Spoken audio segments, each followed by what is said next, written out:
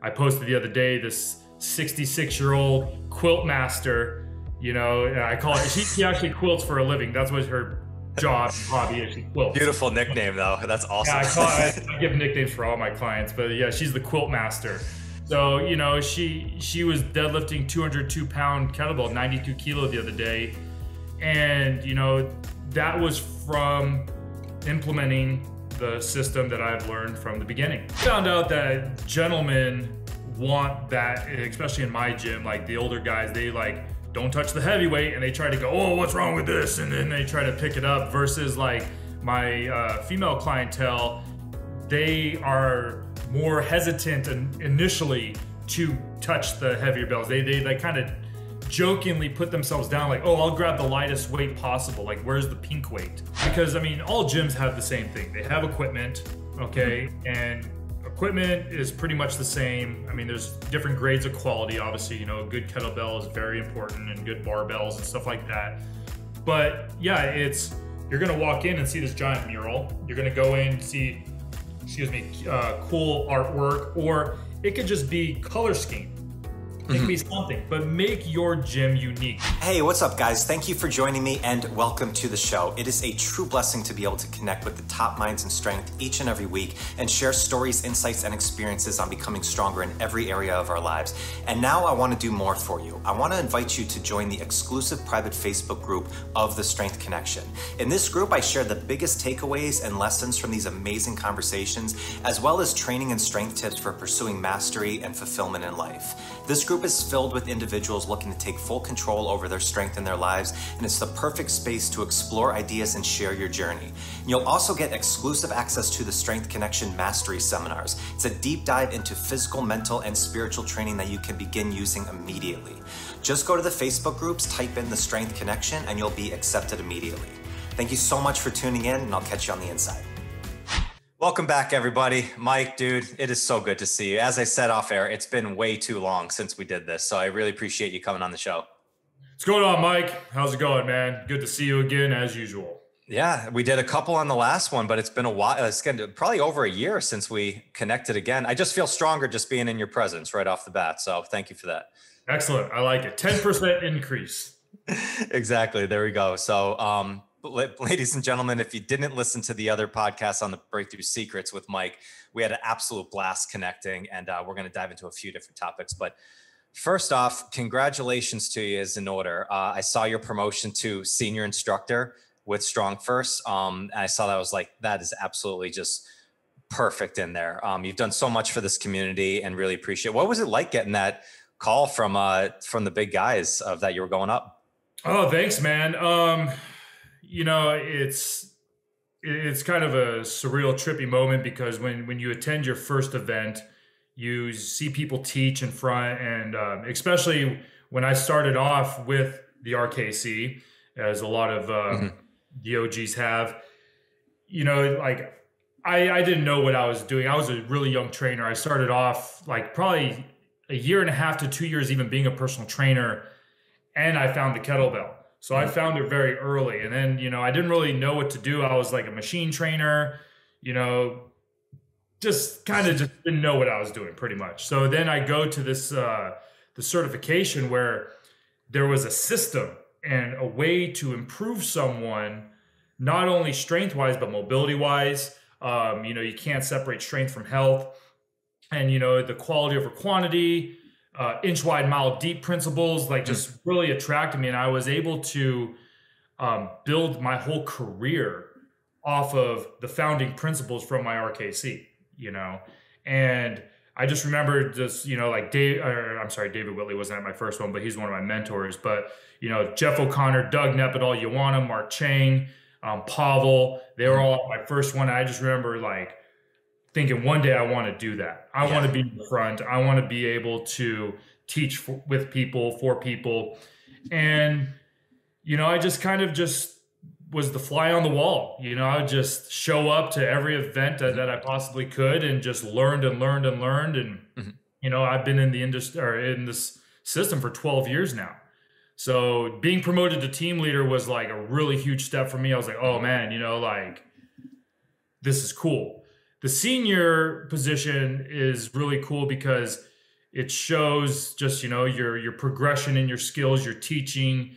It just the Brett and Pavel and all the masters, they're showing that they have their faith in you to basically carry on what the vision is of Strong First. And I'm just very honored. I pride myself in always trying to lead from the front. So not only being able to lift a certain amount of weight and do it with, proficiency, but being able to teach people the same system. My gym has a lot of strong people in it, but it's like more of a general population people I train. But like I posted the other day, this 66-year-old quilt master, I call it, she actually quilts for a living. That's what her job and hobby is. She quilts. Beautiful nickname though. That's awesome. Yeah, I give nicknames for all my clients, but yeah, she's the quilt master.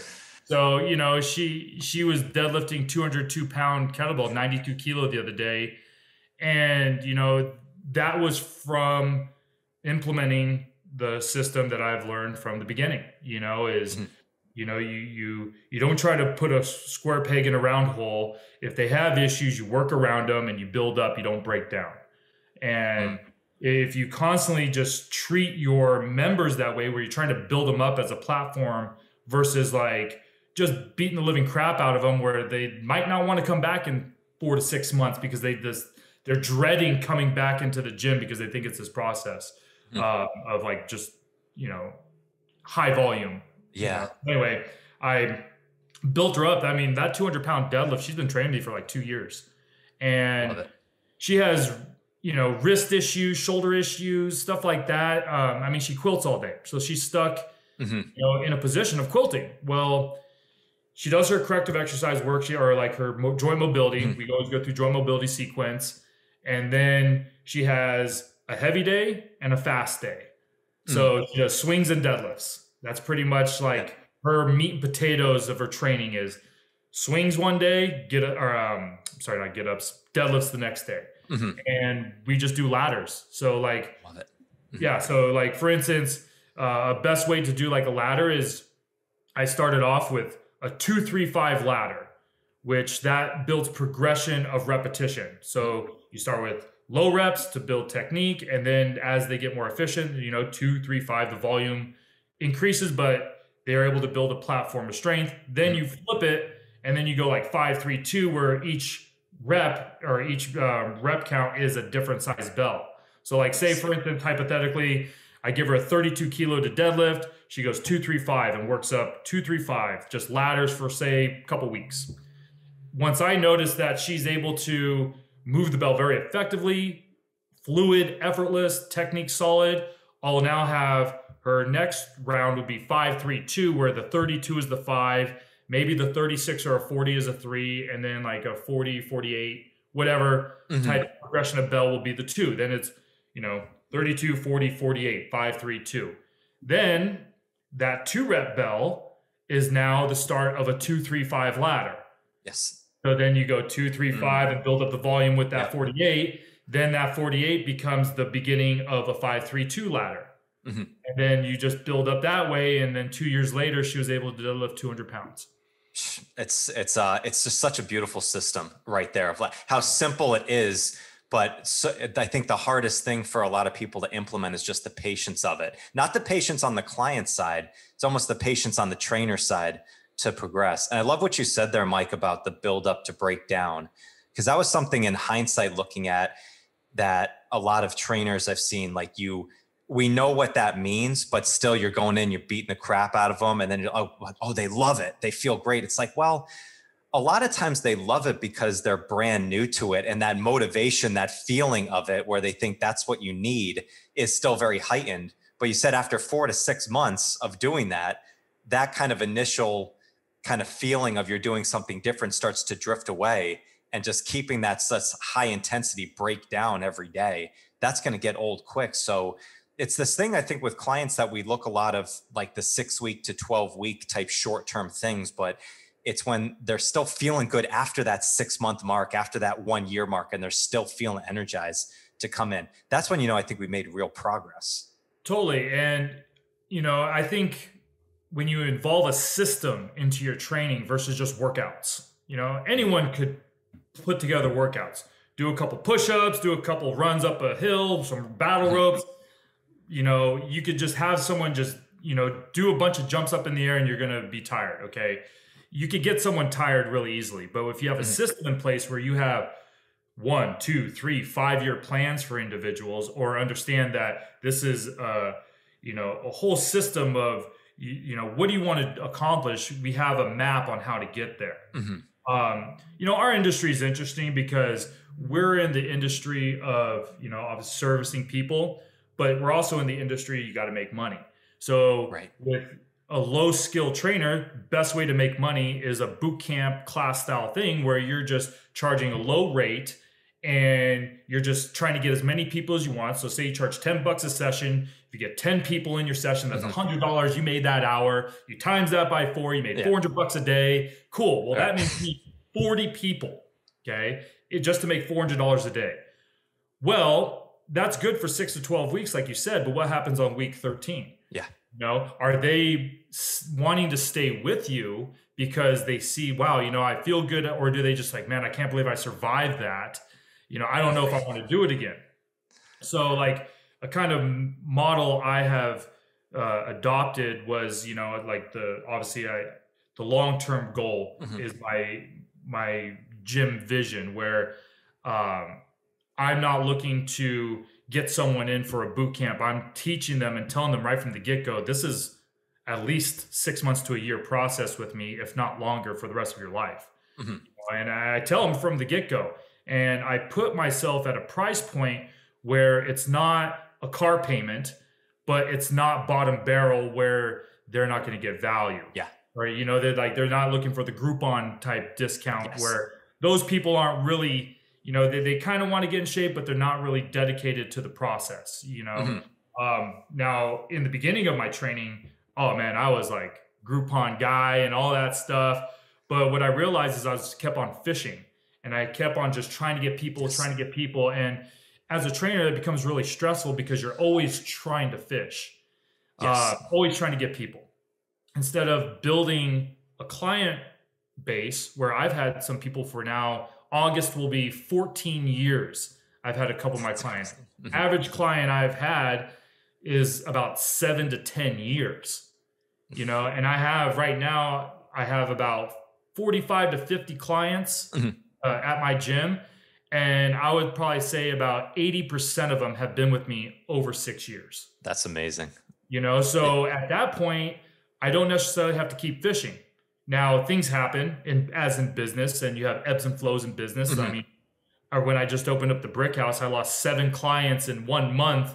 And I was like, oh man, you know, that was a big hit. Monetarily wise, that was a big hit, but you know, you got to grind when you grind. But if you build a system, you have a foundation where you don't always have to just keep fishing every single month for a person. Like you tell them what you want in the beginning. I expect you to be here at least 6 months. After 6 months, most people stay. Some people don't. That's fine. But I would say about the majority of the people I have just keep coming because they found the value versus just like, oh man, I got to survive, you know, Mike's training session today. Right. They come in, they know if they don't feel good. I use like an intuition based style of training with my clientele where if you follow the strong first principles, you can mold any session to how they feel. Yeah. So if they're not feeling very good today, like say, you know, for instance, I had a member today in my gym, she got like 3 hours of sleep.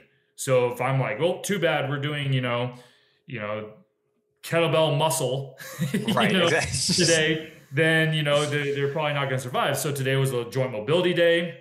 You know, once they started moving and their body felt good, then we kept it a program minimum. They did some swings and some light, like on the minute, Brett Jones, strength aerobic type style stuff. Yep. You know, some days, you know, with intuition based training, you can modify the like say strength aerobics into more of a higher volume or lower volume and just move around. Or you have people in like easy strength protocol. I have some people with kettlebell muscle. It just all depends. Yeah. Have you found, I've worked a lot with Brett in the intuitive side of training. We talked a lot about it on the show. Have you found by kind of adding more of that approach that people feel just more connected to their program rather than just kind of blindly following another path? Like I found that working with people and putting a little bit of the intuitive side and like knowing that we can adjust it as we need, they feel more like part of the process rather than just coming in and just blindly following another person's program.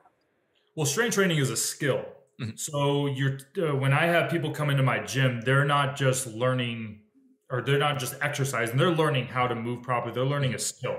So like there's a lot of constructive feedback. Like I'm like, hey, did you feel that swing? Notice how the bell dropped a little bit below the knees. You want to keep that above the knees. Feel that one that time? Cool. Or I'll use like, different analogies that relate to them. Like one of my members, she's a diehard baseball fan. So like a cue I used for her today was picture the kettlebell as a baseball and your hips as the mitt. Do not close the mitt before the ball reaches the mitt or else you'll cause an error. Oh, beautiful. So the thing was, then her swing got a lot tighter because she waited till the kettlebell reached her hips, then closed the mitt, So, but with intuitive style training, that has to be more on my end than their end. They are going to come in. They really don't, I'm not going to say they don't know what to expect.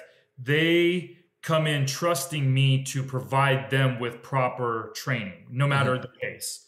So I have to know, it's like a flow chart. Do you feel good today? Yes. Cool. How's your shoulder? Good. Okay, cool. Now we're clear to go. And you have to know on your end, okay, where are they at in their training?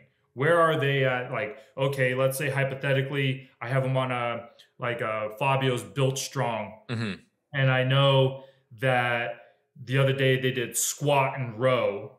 Okay, well, and if it's a minimalistic style program, it probably did like their Fabio has a Built Strong program where you use a push pull and a squat or a hinge squat push. So I use 3 exercises. I know the 3 exercises they did prior, so then we're going to switch it up the next time. But maybe they had a little tweak in their knee and they can't really squat so much. So then I modify accordingly. Right. So then they could still perform a squat type motion. It could be taking down load. It could be modifying the rep. It could be just the mobility portion of it. Another kind of like a template I like to use is based on age is like I use a lot of minimalistic style training where people do about 3 to 4 exercises in a training session.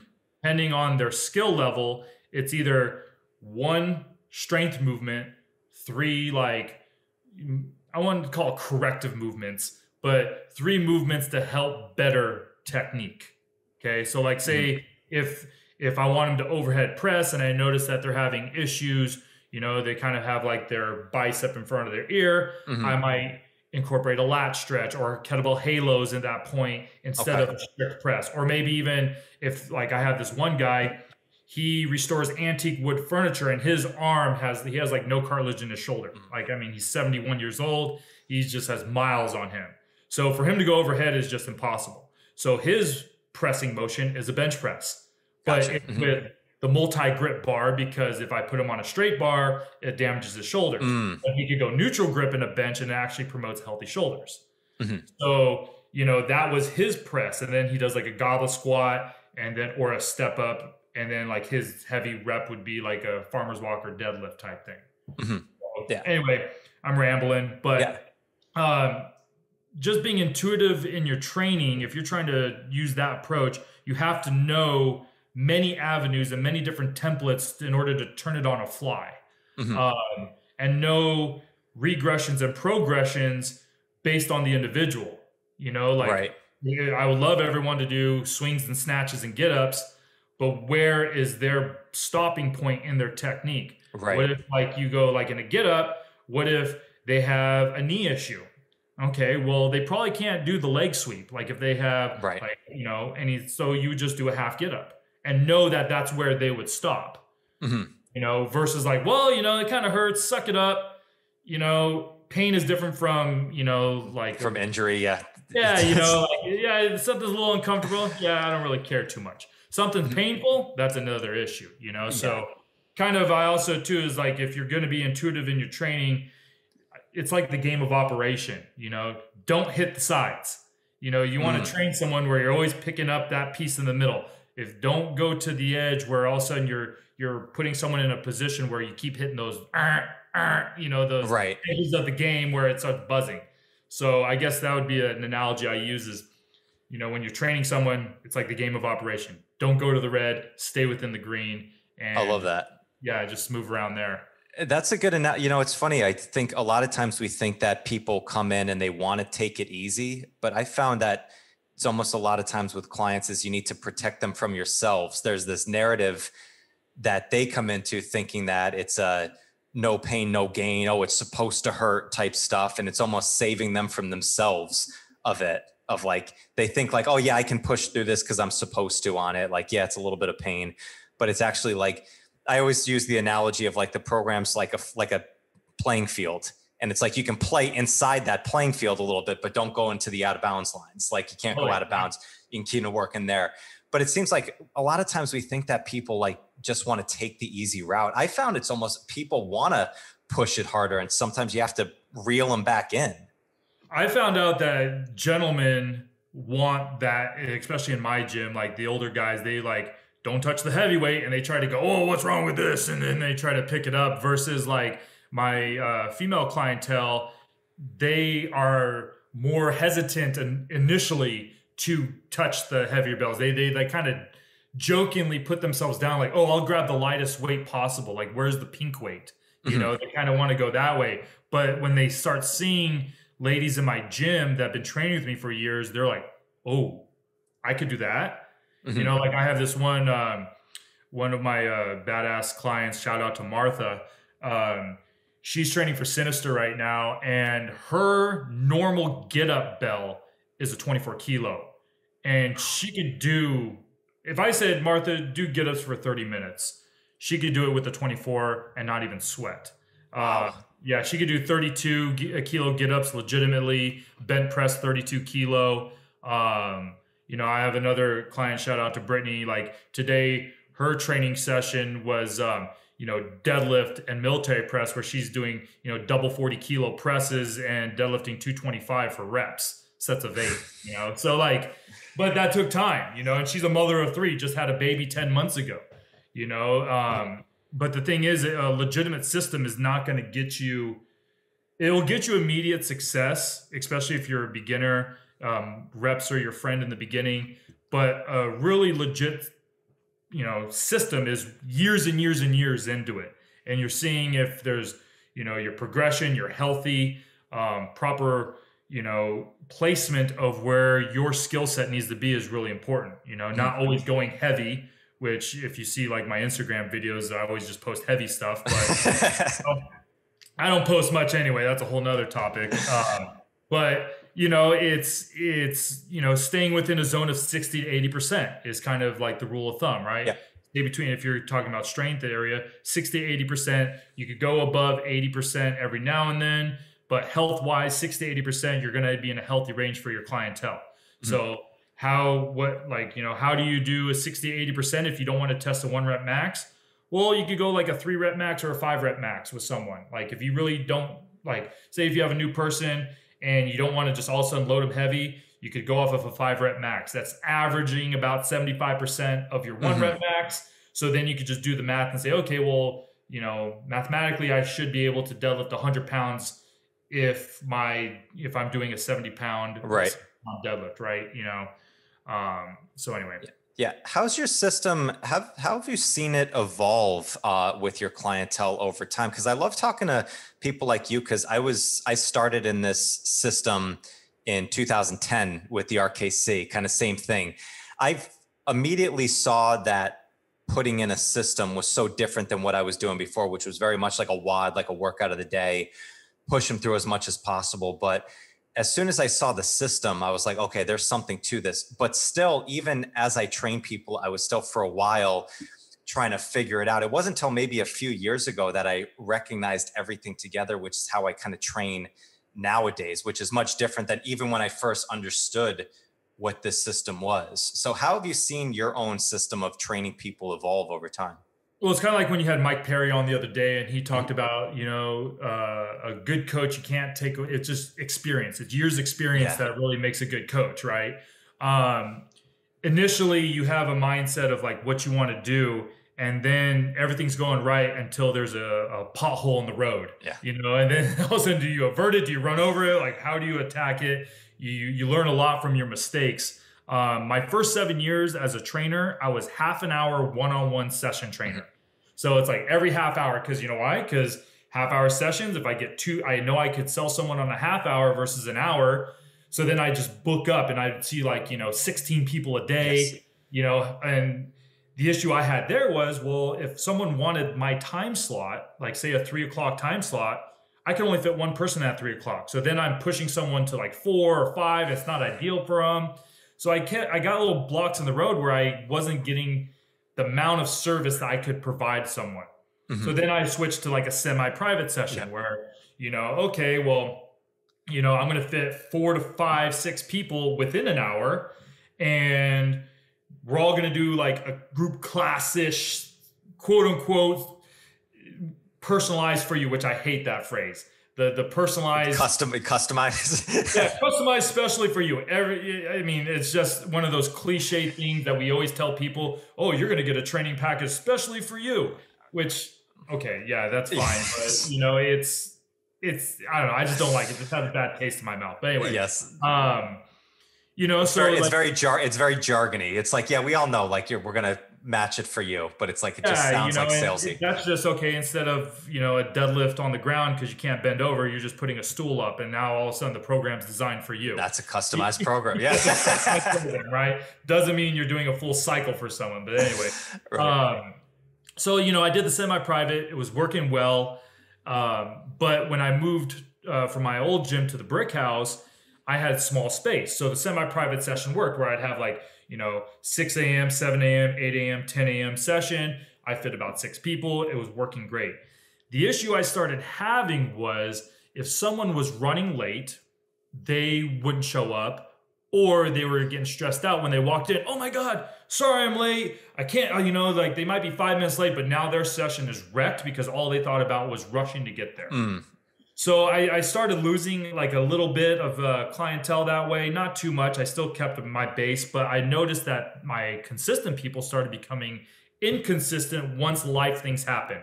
Kids were in school, out of school, sorry, my car broke down. I can't make it in, whatever the case may be. But then I realized, okay, well, what's an issue with my model? And issue with most trainers' model is we are restricting our times being able to service people. Okay, so what I mean by that is sorry, Jan, you're only going to be able to see me from 6 to 7 because you signed up from 6 to 7. So if you show up at 7:05, go screw yourself because I have an extra people. Okay, which I get it because we're in to make money and you need to service people. So anyway, I thought about, well, why are commercial gyms always successful? And if you look at who's in a commercial gym, they are all there based on their schedule. They're there based on all those people that are in the weight room and in the cardio room. They're there because they want to be there at that time.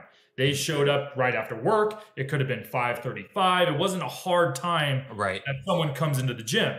So I was thinking about, I was like, well, this was during COVID too, because I closed down for about 3 months. And I was like, well, how am I going to make my gym better? Well, if you've seen my posts, I built this structure from trees with chainsaws. And, we talked about it in an earlier podcast. So I built all that, and now I had more space. I had about 1,200 square feet of space to train with. So I was like, you know what? I'm going to open up my schedule from a block type schedule. So from 6 to 10 a.m. and from 4 to 7 p.m. based on my most busiest times. And I didn't allow I allowed people just to sign up whenever they wanted. So for instance, you could sign up this morning, my 6 to 10 block, I saw 17 people, So the cool thing was at 6 a.m., I had one person for a full hour. Right. That person got a one-on-one session. It was cool. He's a really consistent client of mine. We had a great time. He got a one-on-one session. Sometimes there's 5 people in that hour. Sometimes, half hour later, I had 2 people show up. Then from like 7 to 9:30 was my packed time. Yeah. I had like 8 to 9 people in there, you know, and it ebbs and flows, and everyone is showing up at the gym happy, chill. They're wanting to train because they're not, you know, like one overslept, so they just showed up a half an hour later, you know. And the cool thing was like for instance, today I got done at 9:30. My session was from 6 to 10, but everyone came in and left, and now I got a half an hour off early, so it wasn't like I'm always grinding for 4 hours straight, 6 to 7, 7 to 8, 8 to 9, 9 to 10, and just 40 people, and oh man, I'm wiped out, or I had to get those sessions filled up in order to even just make money. This now is, I have, you know, about 45 to 50 people in my gym. They come and go just randomly, but it's just a really good flow for the trainer. It's a really good flow for the clientele. It's pretty much like a private commercial gym with the taste of personal training in a semi-private setting. Yeah. I love this model so much. You mentioned it before, and it's been in my head so much. And it's that process that you said of the person who's like 5 minutes late or so, and then all of a sudden the whole session's ruined. They feel like they can't come because they already missed part of it. Yeah. And it's like, it's such an issue of consistency with people on that. And I remember being that young trainer as well, of the half hour, the one-on-one sessions. And I always found like, right when you got to about like 20 to 23 clients or so, now all of a sudden you're pretty busy.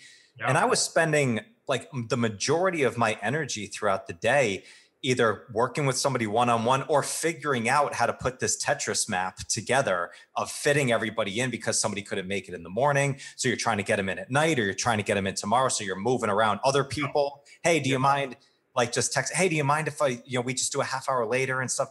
All that stuff takes so much freaking energy. Most definitely. Throughout the day, that you just open up the schedule and say, come when you're in, this is your program here. I could assume not only for the client, but for your own energy and your own peace of mind as well, it had to be such a 180. Oh man, you know, as a business owner, you know, you wear many hats, but can you sew them to make one hat and wear less hats, but still get the job done? You know, so like stopping the babysitting side of training is a big thing, or that whole scheduling. These are the hours of operation that I'm open. And I got the idea from 2 people. I got them from Danny Sawaya, who's a team leader out of Tucson, Arizona. I've talked with Danny. Yeah, Danny's great.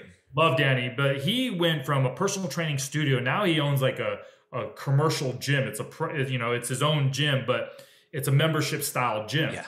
Where now he has like 13,000 square feet. Plus he has a whole back area, and it was kind of like people came and go, and you know he's very successful.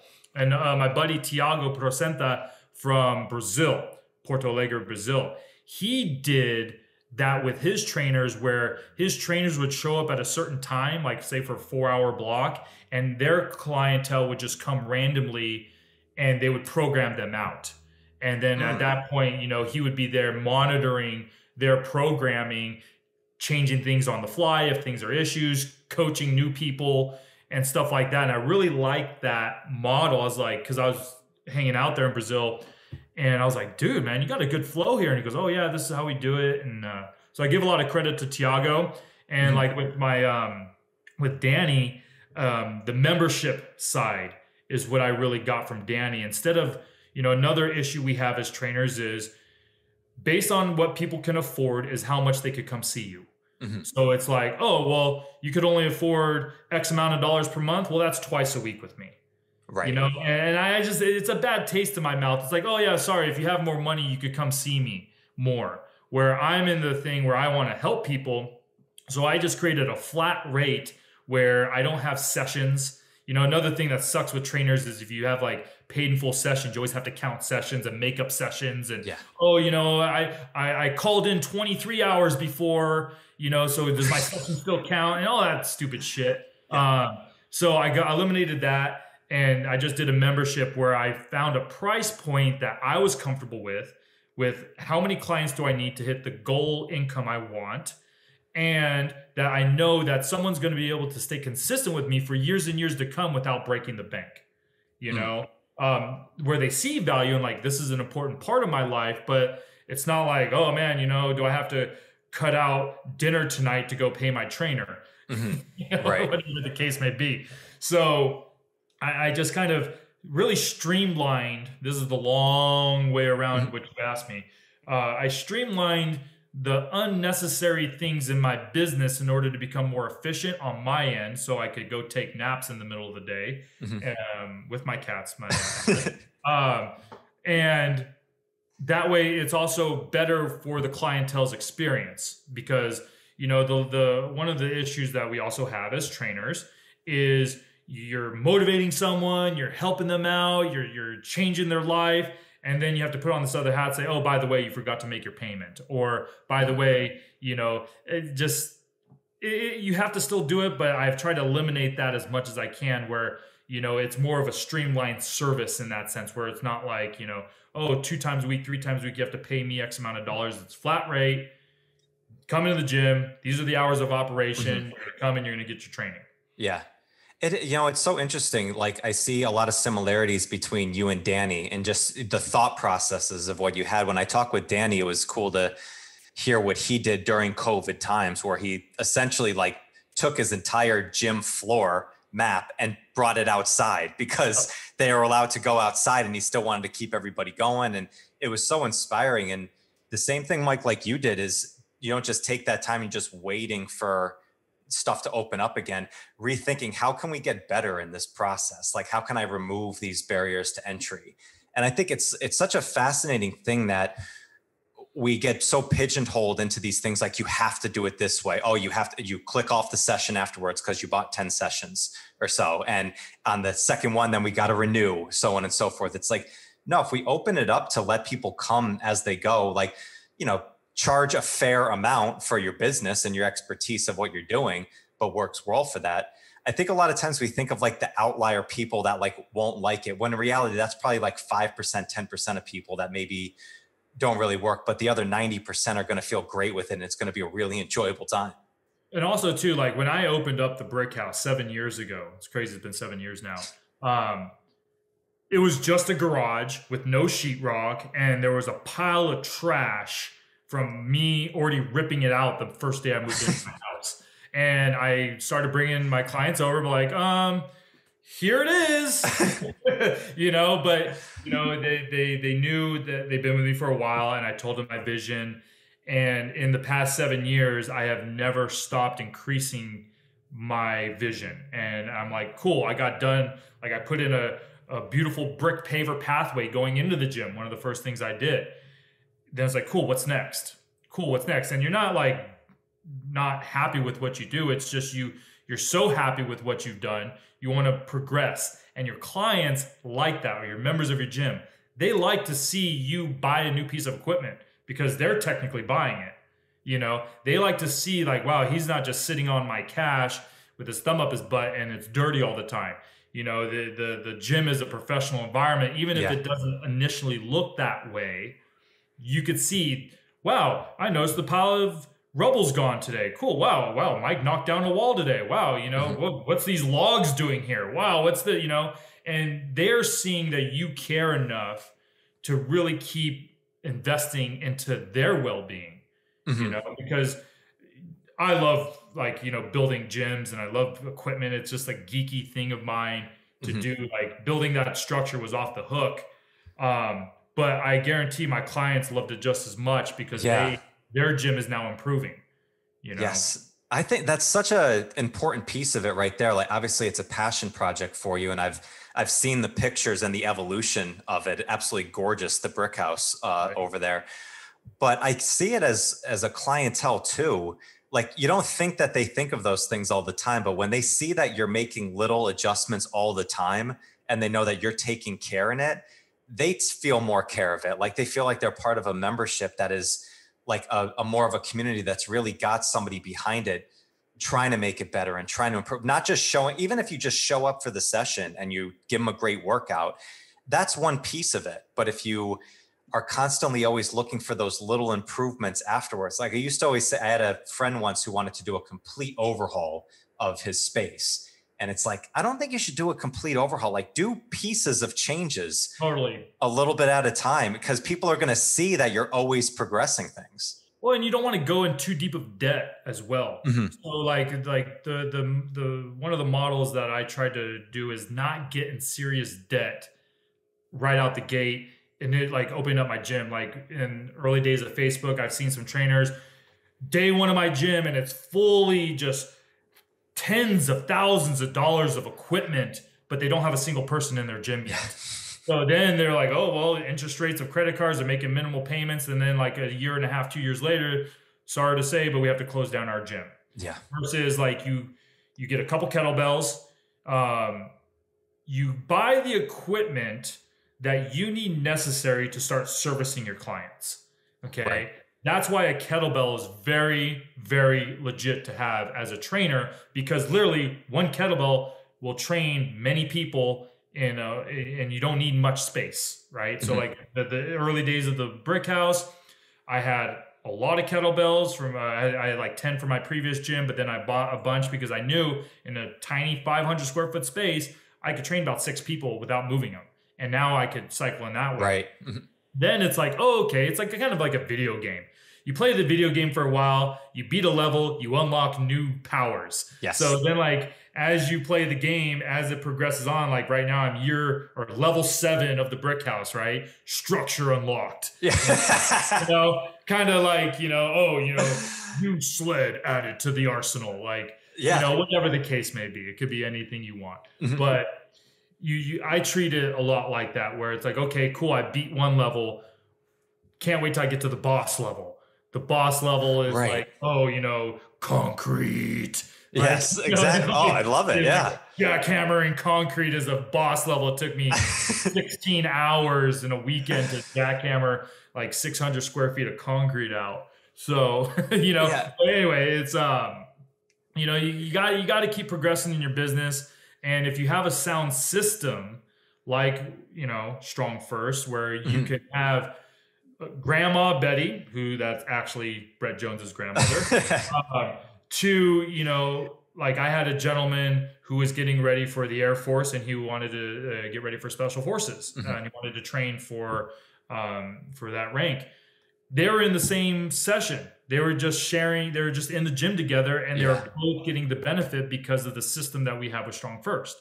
And like I heard Mike Perry say on your podcast the other day, it's not about the tool. The kettlebell is just the tool. The barbell is a tool. Body weight's a tool. How do you put that tool in place with each individual? Like I am known in my region as quote unquote a kettlebell guy. But if people really knew and really trained here, it's a principle-based system.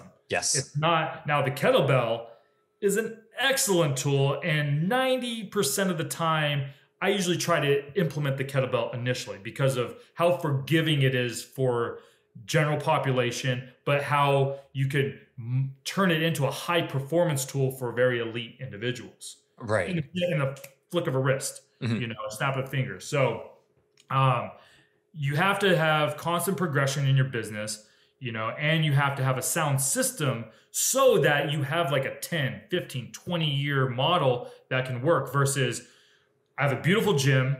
I'm really putting money into my gym. People might like you as a trainer, but I can't stand your workouts. I can't last. So I'm only going to stay for a year. Okay, now what? Okay, well, I have to go fish again.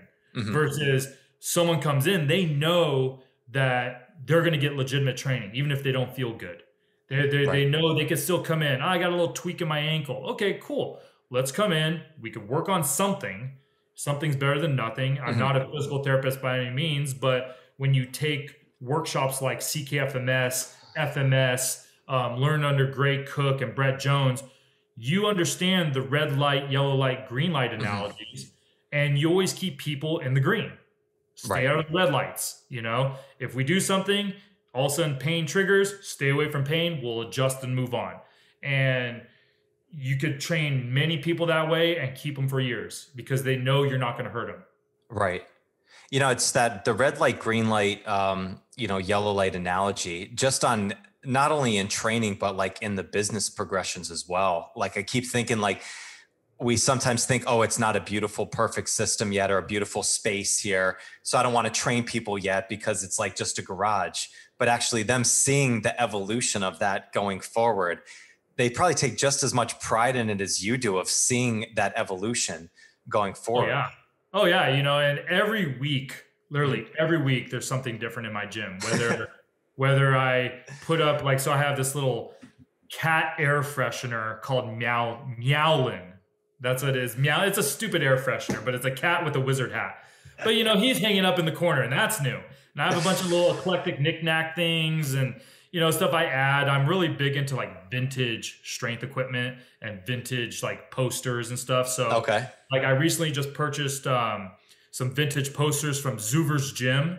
I don't know if you're familiar with the Zoover gym. Okay, so the Zoover gym was back in the early 60s and 70s, and it was considered the Disneyland of the weightlifting world. He was Bob Zoover was the founder of it. He was actually one of the original Navy SEALs called Frogmen back in the 40s, and created this gym down in Costa Mesa where he welded and created all of his own equipment, and it was all larger than life. Like he had a 2,000-pound barbell, and he had like a blob that was 1,000 pounds, and he had this Ferris wheel looking lat pull down machine. And it was just larger than life gym, and all the greats train there. Arnold, all the golden age bodybuilders train there.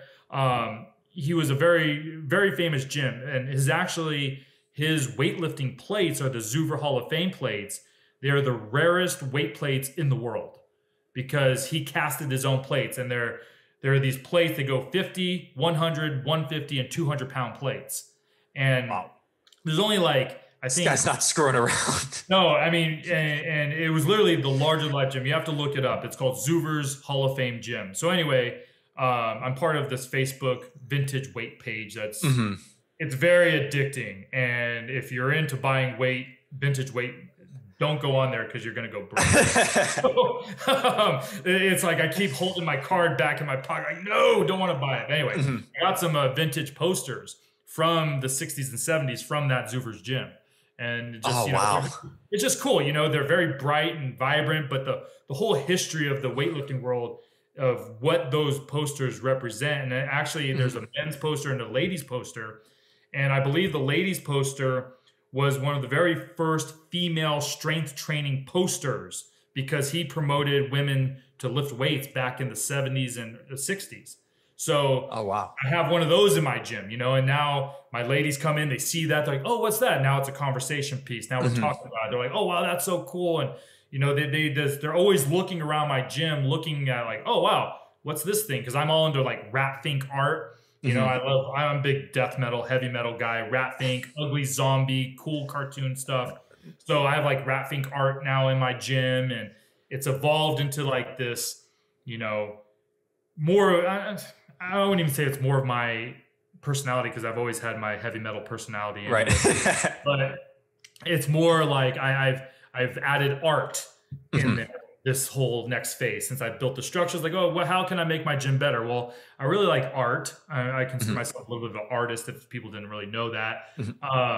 So now I have like vintage posters and drawings and stuff like that all over the gym, you know, and just Oh, that's awesome. Oh, yeah, I gotta check this place out. So I gotta talk with my buddy Jamie Lewis. He's like a historian of strength. It's like he's got to know about this place. It's Zoover's Hall of Fame gym, and I've talked to the son of Bob Zoover. His name's Robert Zoover. He's in his 70s now. I've talked with him on Facebook every now and then, but he sold me the posters. But there's so many coincidences from his gym to mine. Very subtle. Like the Zoover Hall of Fame gym was in his backyard. You know. Just like mine, built it from scratch where they, like literally the Zoover's gym was so cool. He had a 3,000-pound door made of rock, and he had a 300-pound 300-pound dumbbell as the handle of the entrance of the door. You know? So, and the thing was, the door opened up with a push of a finger.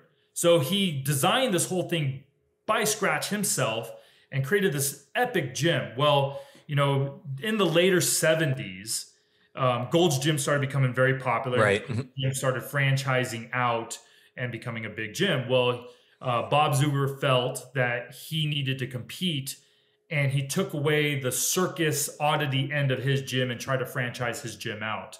And I believe in like 77, he tried to do that. And then later on, like I think in 81, the gym closed down.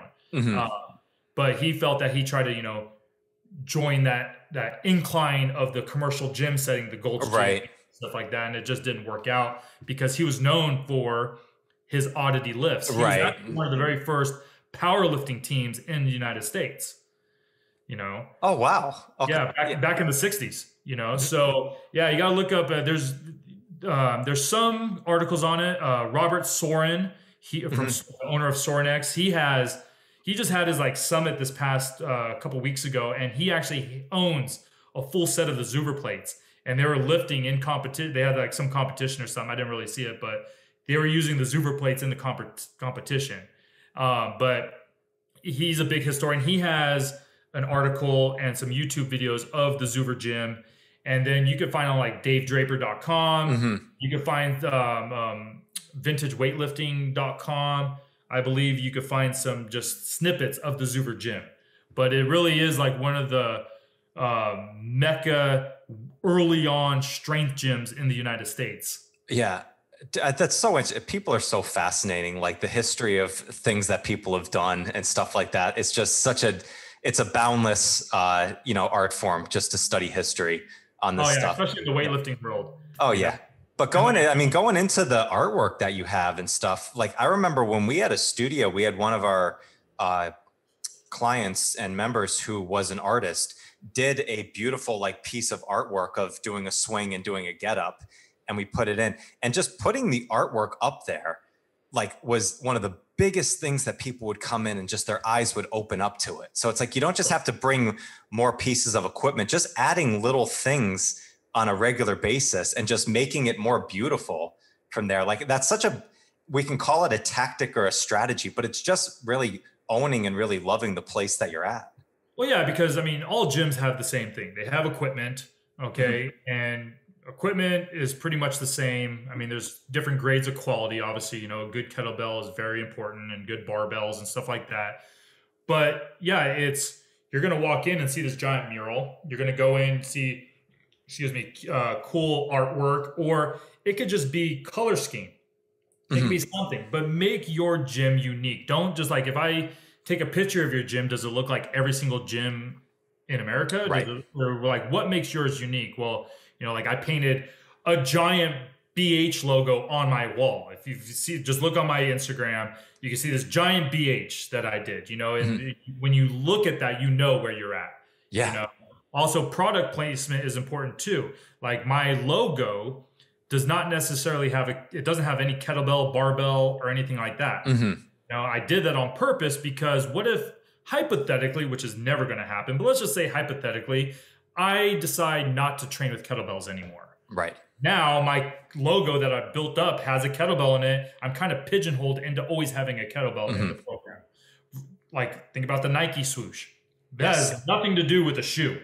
Nope. So if you pick a logo that is more universal and not so fitness oriented, you could evolve without having to like stick with one tool. Like if you had a barbell or a dumbbell on your logo, like many fitness do, so you recognize, oh, this is a fitness gym. That's cool. But at the same time, if you eliminate that and just designed a certain logo, now you could you could become a commercial gym. Right. Like there's a cycle studio in my region, and they have the area code, and it says ride. I'm not gonna say the name of it, but the first part is ride. Well, now they have evolved to strength training, Pilates, yoga. They do everything, but their name of their business is a cycle studio. Well, they kind of pigeonholed themselves into something like that. Yes. Now they are successful, but I just look at that. I'm like, well, you're not just a spin studio anymore. You are evolved. So I try to do that, like with the BrickHouse, is I wanted a logo and I wanted a name that could be universal. I could become a pizza company and just all of a sudden do BrickHouse oven pizzas if I really wanted to. Boom. Yeah, there we go. That's the new joint venture. Right like there. I could just switch the logo and just start hucking pies, and So anyway, that's just one of the things like I try to do in my business is you want to evolve, but keep your principles of who you are.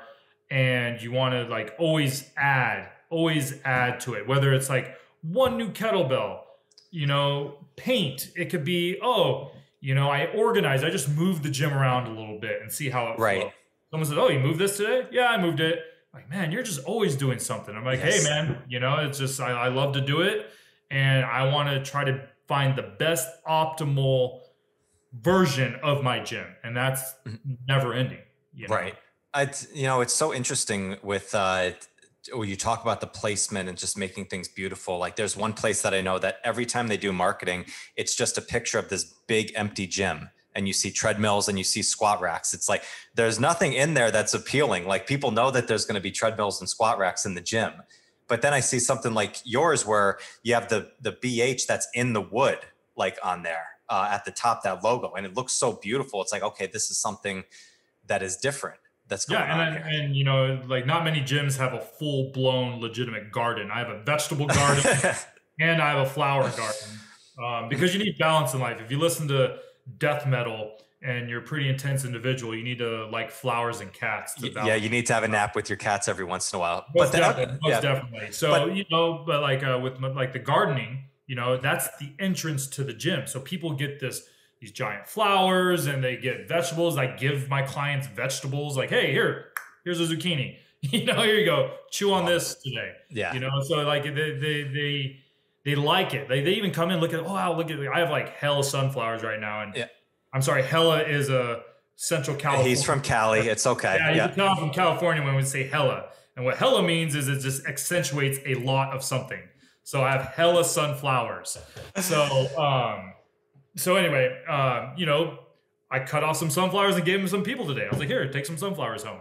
And that's just part of the experience of training at my gym. Well, it's those little things that are not like it's not like something that is, forethought beforehand. It's not something like you're thinking, oh, today I'm going to do this for it. It's like, no, it's just these little gestures that we do for people. I remember it was a while ago. I haven't thought about this in forever, but when I was at our studio, every time you could not leave unless we high-fived you. Yeah. And I remember it was a day in like January and it was freezing cold. And there was this woman that, left. She was kind of relatively new. And I ran outside in my bare feet and like in the snow. It's like, hey, high five. And like ran down the line. And she messaged me later. She's like, I've never seen anybody that like ran outside to give me a high five before. And it's like those little things that we do, totally. It goes beyond just what weight that you're lifting and what exercise that you're doing. It's actually making somebody feel seen and feel heard in your space. Yeah. And your personality has to, you can't be Bill Stein or Ben Stein. That's who the guy is, Ben Stein. It could work for some, but if anyone doesn't know Ben Stein, just watch Ferris Bueller's Day Off. Yes. Bueller. You have to be somewhat animated at the same time. Like I have this like kind of very stern persona. I talk to my 70-year-old lady clients that way, but it's, there's a jokingly tone under it. Like my client Sue, she goes, oh, I'm wiped out today. I'm like, well, that's okay. You'll sleep tomorrow.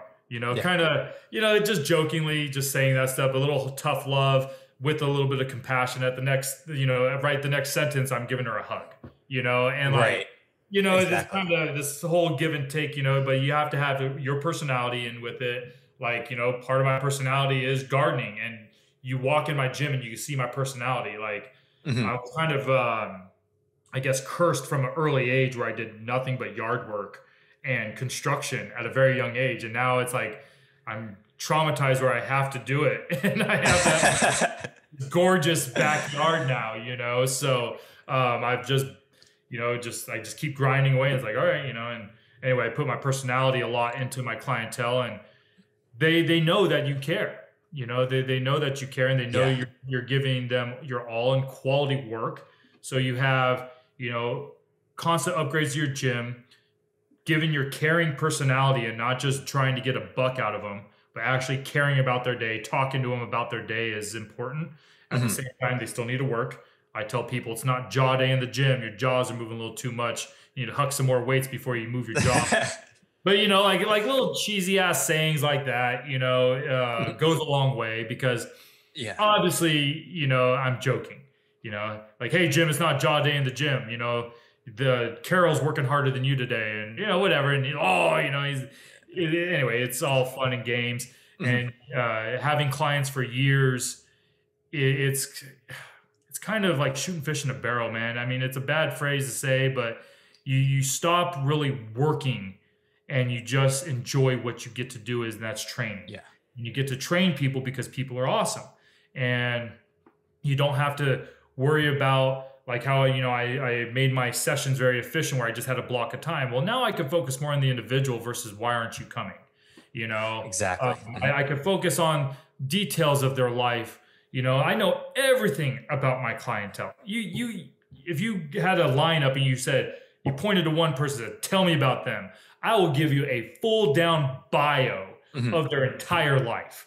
I'll tell you everything about them, and it just takes time to develop those type of relationships. And then once you develop them, it's hard for people to leave because they now you're part of their life and they're part of yours. Right. Yeah. Well, and it's being authentic with your energy, right? It's like you're transferring your energy, and it's, somebody who has that stern look on their face and the strength that you have. If somebody tries to mimic that and it's not their personality, it's going to come off as phony. And it's funny.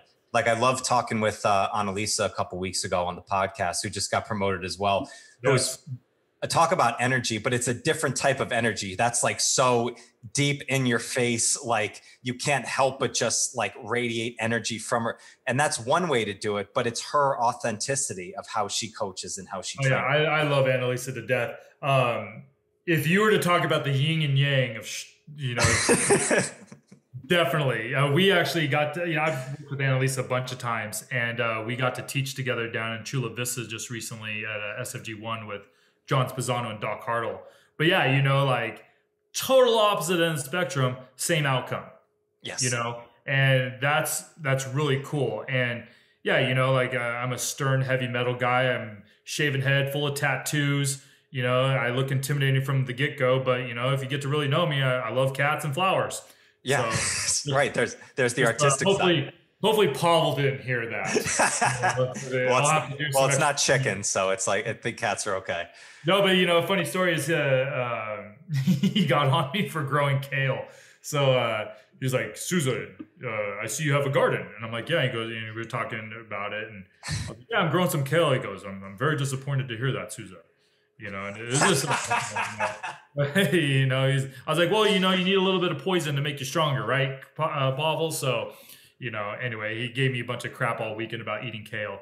But that's so great. Oh yeah, it's all good. And the thing is, if you know Pavel, he has that kind of stern but very kind person, and he very much cares about you. He's just a stern guy, and you just got to understand the sternness, how it's just joking, Yeah. But yeah. Well, that's his energy, right? That's his authentic energy. He's not going to be the cheerleader ever, but it's going to come off completely genuine of where he's at. And I think that's really the secret sauce of coaching. It's like people can be with you forever. If they stop feeling that energy from you, though, that's quickly going to dissipate. But if you keep that energy to them and focus on the training, then they're going to thrive on that. Yeah, and like I tried to, like, 'cause I was very fortunate to learn from a lot of the OGs of the kettlebell world, like like David Whitley, Jeff Neupert, Jeff O'Connor, who no one in the new age really knows who Jeff O'Connor is, but he is an extremely important person within the RKC community for Strong First. Mark Chang, Mark Rifkin, Dan John. I don't know if I said that again, but like Pavel, like I learned from so many people, and I've always taken little bits of each one. Like Doug Nepidal, he was the senior at my first RKC, and I just looked at that. I was like, this guy is so damn cool. Just cooler than the other side of the pillow. That's a Stuart Scott. Stuart Scott, yeah. There we go. But, then like the simplicity of training with Dan John, where Dan John, he's very good at teaching in front of people. And he said this one thing to me, or to the group that I was at, and he's like, how many things can you take away from your training and still get the job done? and I've always used that model. It's like, okay, cool, I can add this, but can I take it away and still get the objective done of the individual? Then you have the kettlebell side of Geoff Neupert, who has allowed me to get people very efficient in their training with kettlebell complexes, which in my opinion, the kettlebell complex is one of the golden nuggets of kettlebell training, because you become very efficient in your training and you can become just, very, very strong and lean, whatever you want to do based on the complex or the chain.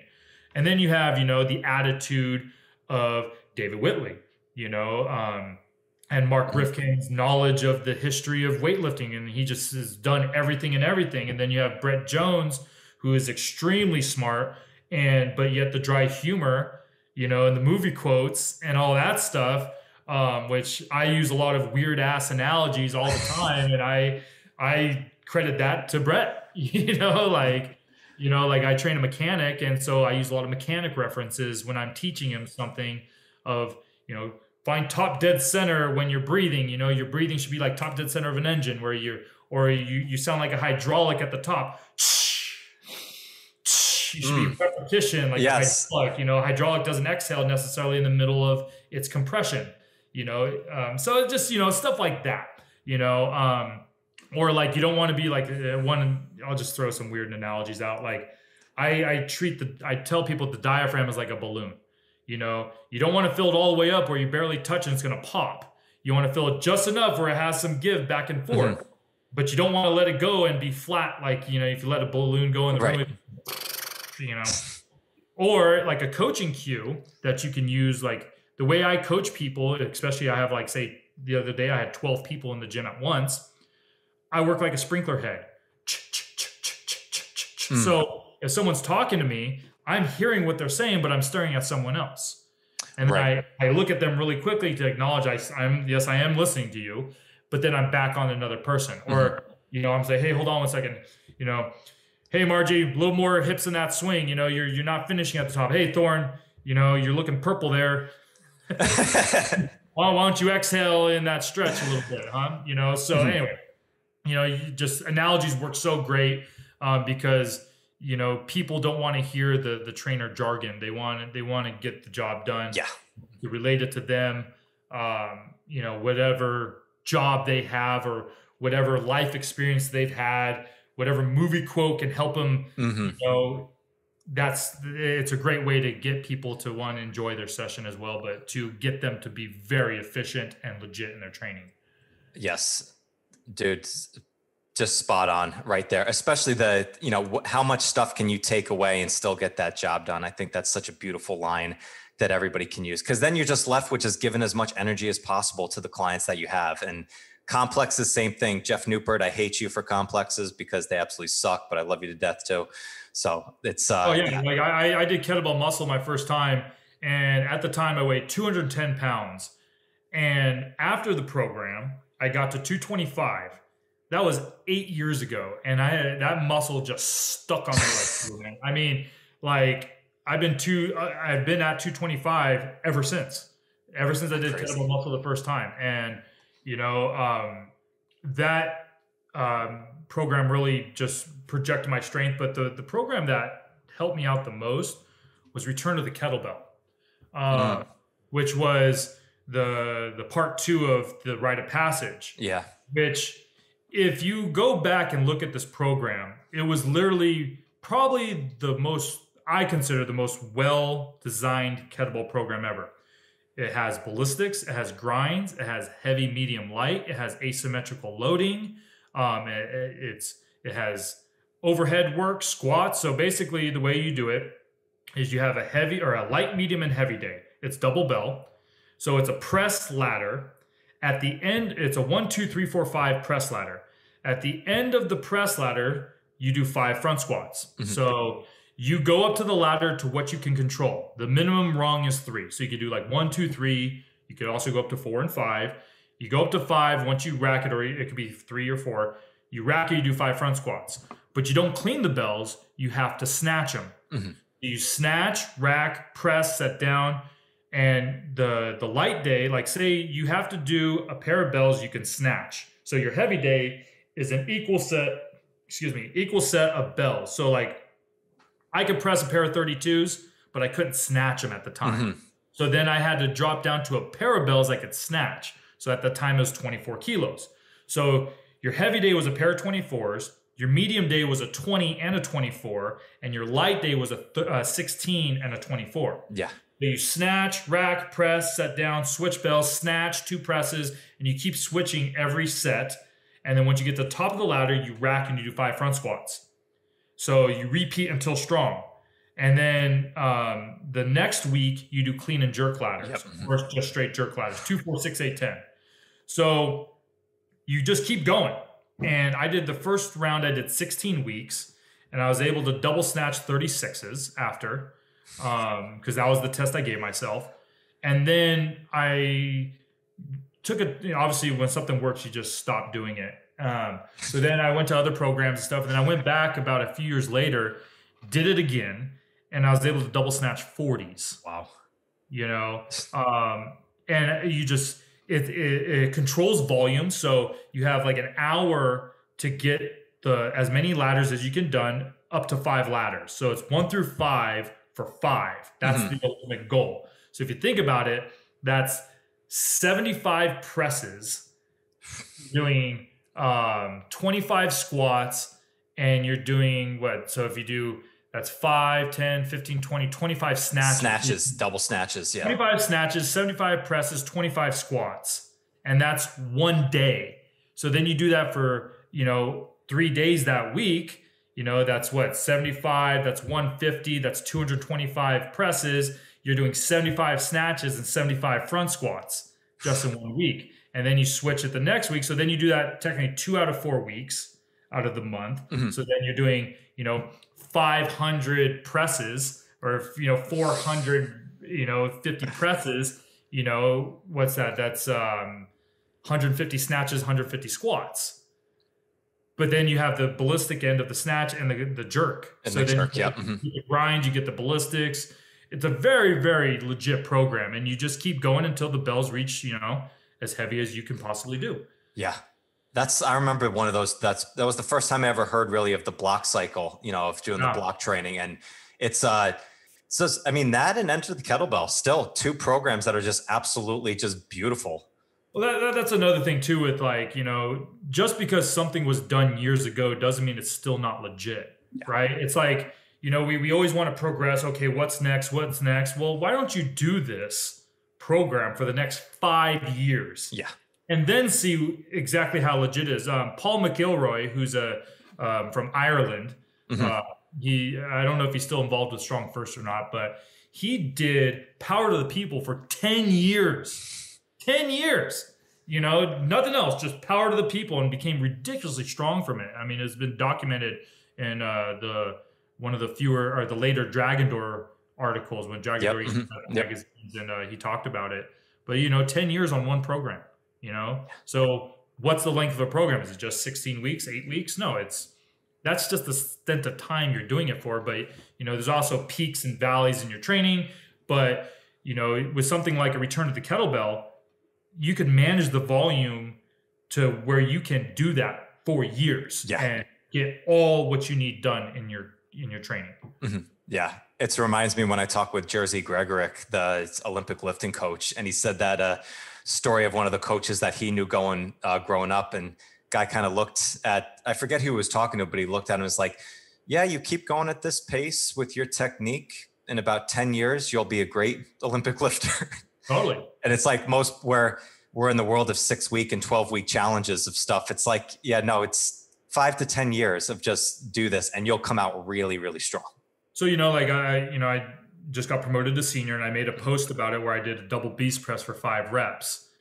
The last time I did a double beast press was probably 3 years ago, and I was pleasantly surprised that I still had that in the tank, and here it goes into training with the legit system where I could do different protocols, strong endurance, plan strong, built strong, and you still keep a really legit base level of impressive strength, where the old phrase, the what the hell effect, but the thing is, like, a legitimate program or system, should I say, will keep you strong without breaking you down, you know, and you're able to modify accordingly if you really study a system.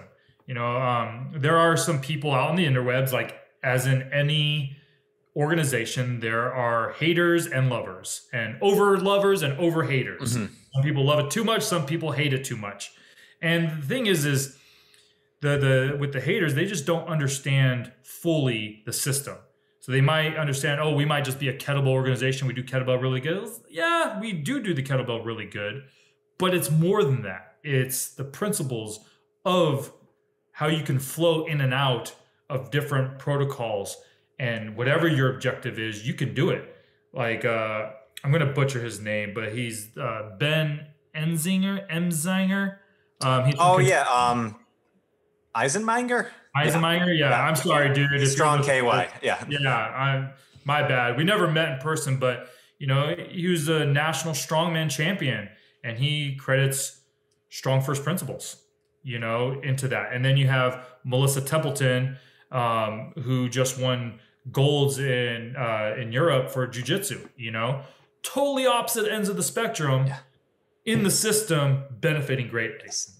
You know what I mean? And at the same time, I have a you know, mid-60-year-old woman who could press 32 kilos with one arm overhead. Yeah. And she benefits from the system. And then I trained a professional baseball player, and, you know, Mike Perry trains UFC athletes, you know, top tier fighters. And then you just see everyone involved in our system is they're able to benefit no matter what their outcome or goal wants to be. Mm-hmm. Yeah. Dude, Mike, time just always flies by anytime I get to chat with you, dude. I really appreciate you taking the time. This has been freaking awesome. It's great seeing you. Oh, yeah, man. I mean, if you didn't cut me off, it'd be here till nighttime. We could keep going. Well, we'll have to do a round 2 on this podcast. Most definitely. I appreciate it. So, Sousa Strong on Instagram, Mike Sousa on Facebook, other places that we can direct listeners if they want to check you out, absorb more of your content.